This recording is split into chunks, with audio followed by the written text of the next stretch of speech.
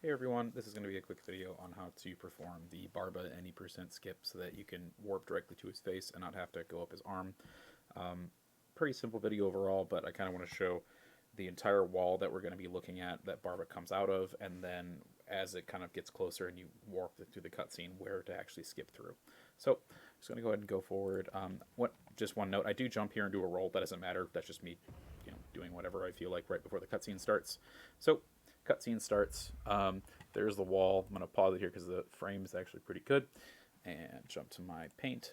And so we're looking for basically this center portion. And then you can see there's like a set of squares here. On the second most right set of squares, there's a little dot that's kind of about 5 or 6 squares up that you can see next to this kind of big divot, but it's right here in this circle, and it's pretty hard. Like, you can kind of make it out if you aren't looking for it. Obviously it's impossible to see, but that's what we're going to be looking for. That's the general area, just so as we get closer you can know.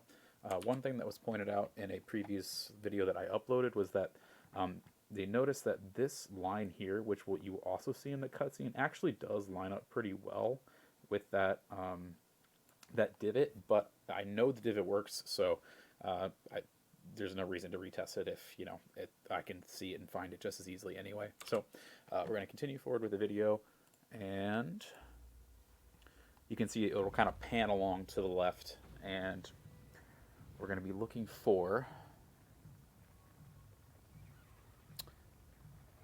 this center column, as I pointed out before, and then as it kind of goes down, you can actually see the little divot right there in that, as I said, second from the rightmost set of squares.